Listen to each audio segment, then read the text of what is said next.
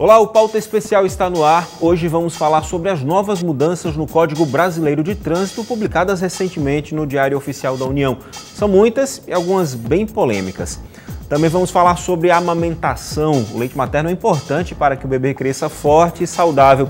E doar o excesso desse leite também é um ato que pode salvar vidas.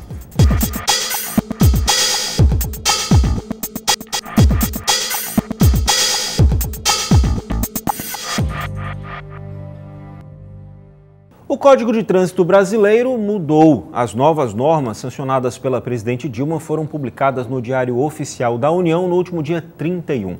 Para saber quais são e como serão colocadas em prática aqui em Alagoas, eu converso agora com o membro do Conselho Estadual de Trânsito, Marcelo de Mendonça. Bem-vindo ao nosso programa. Bom, são muitas alterações, não é isso? Isso, muitas alterações.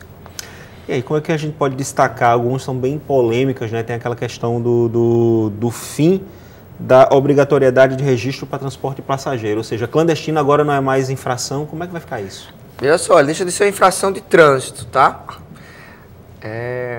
Segundo a presidente Dilma, ela sancionou essa lei agora que ela vetou esse cometimento dessa infração.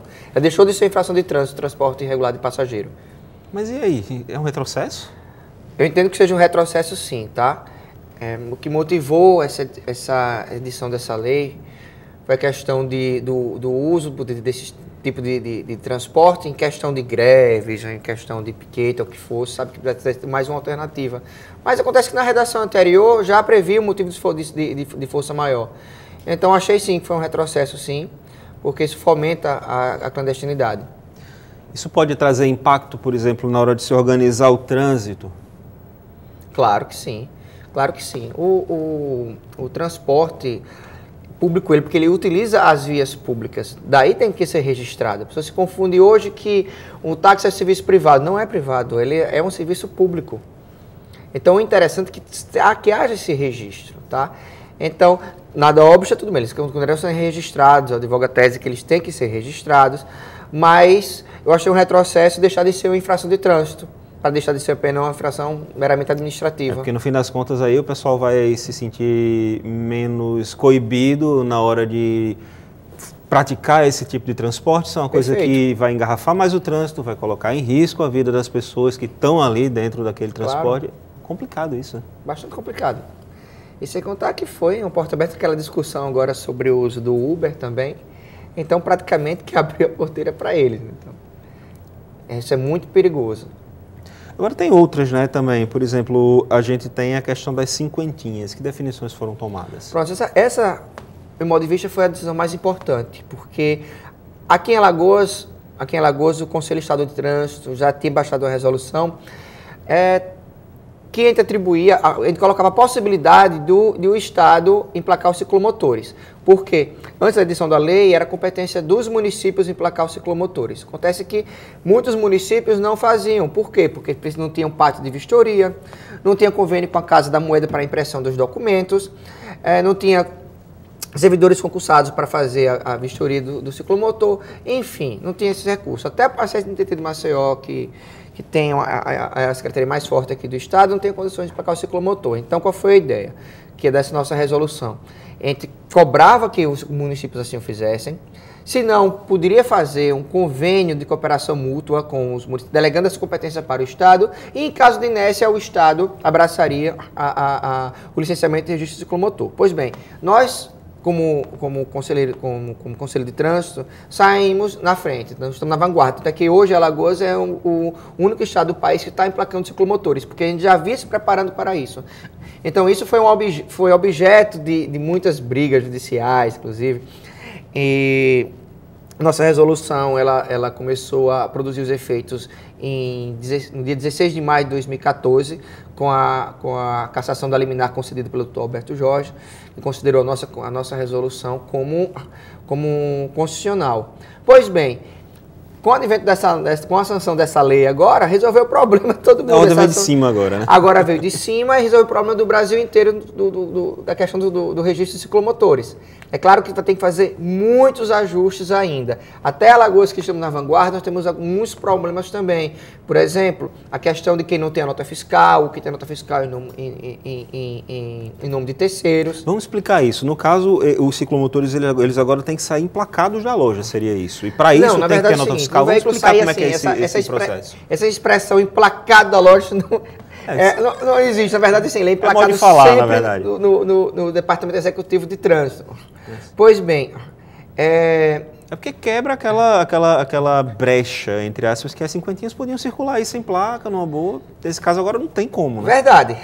Então é por isso que o emplacado da loja vem daí, eu acho. Isso.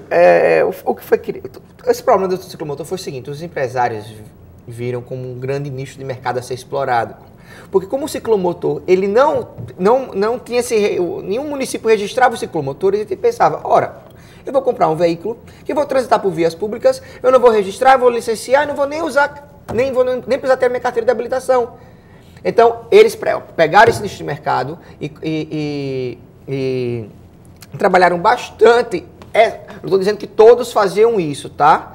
Mas era um grande trunfo, era sempre um ar de espada que eles tinham na mão. Dizer, olha, o ciclomotor tem muitas vantagens em relação à moto, porque você não precisa pagar o registro, não precisa pagar o IPVA, não precisa sequer da habilitação, o que é em verdade. Porque desde o começo precisava sim, ou ter autorização para conduzir ciclomotor, ou ter a CNH. Pois bem, foi criado neste mercado e as ciclomotores jorraram no mercado.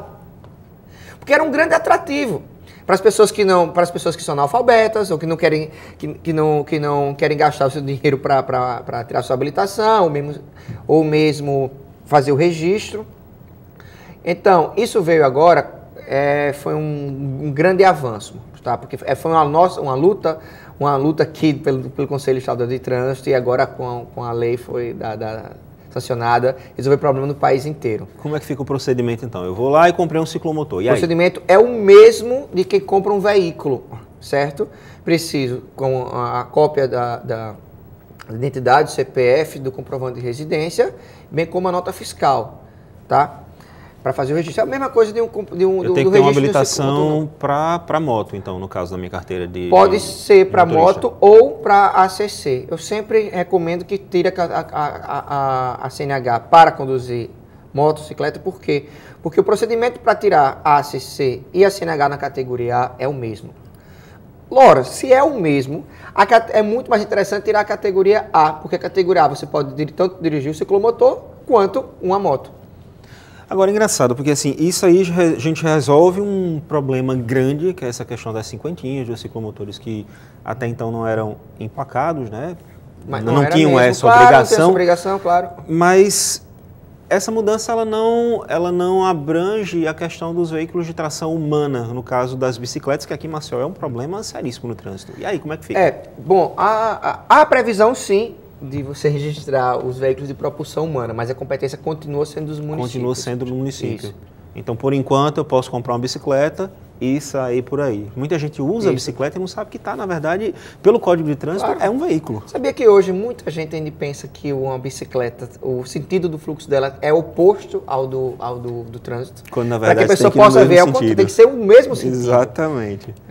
A gente tem uma outra mudança aí que talvez cause polêmica em relação às faixas de ônibus. O que é que muda aí? A verdade foi o seguinte, essa deixou de ser infração leve, cometimento dessa infração, para ser infração gravíssima. Isso significa que essa infração agora, ela está custando mais cara, custava R$53, agora, se não me engano, está R$191. Passa, a pontuação na carteira, no prontuário, pula de 3 pontos para 7 pontos, tá? E também tem a previsão da remoção do veículo, que eu acho que não vai ser tanta eficácia não, porque segundo o Manual de Fiscalização de Trânsito, ele disse que quando for sanada a irregularidade, o veículo não será removido. Então ninguém vai deixar um veículo estacionado, por exemplo, na faixa azul. De fato. Vai tirar, não faz sentido, tá? Na prática, então, a mudança da faixa de ônibus foi essa, da questão do aumento da multa, então. Isso. Agora, assim, a gente tem que lembrar que foram muitas mudanças, porém nem todas estão sendo amplamente divulgadas, né? Claro. Mas as mais polêmicas. E a gente tem que lembrar também que, apesar dela ter sido publicada já no Diário da União, ainda tem todo um processo de implementação. Claro, como é que vai ser aqui no Estado? Por exemplo, teve uma mudança, que foi a questão do documento de transferência de propriedade do veículo, que agora tem a previsão de ser um documento eletrônico, mas passível de norma complementar. Ou seja, está lá o dispositivo, mas ele, para surtir efeito, ele vai depender da norma complementar. Qual seja as resoluções do CONTRAN. Então, pela sua experiência, de um modo geral, quando é que isso aqui começa a valer no Estado? Depende, foram várias alterações. Por exemplo, ciclomotores, já de imediato.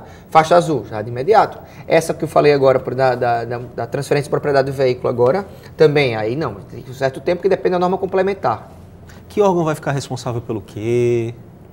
Por qual? Em relação à implementação dessas normas. A questão da transferência de propriedade seria o CONTRAN. O CONTRAN, que é o Conselho Nacional de Trânsito, que está, até no dispositivo dessa lei, até fala 1354 diz. Segundo, especificações, pelo CONTRAN. Ok, então, Marcelo de Mendonça, membro do Conselho Estadual de Trânsito, eu lhe agradeço pelas suas informações, pela sua entrevista. Também agradeço. No próximo bloco a gente fala sobre a importância do aleitamento materno e também da doação do leite. É um gesto que pode salvar vidas. Até já.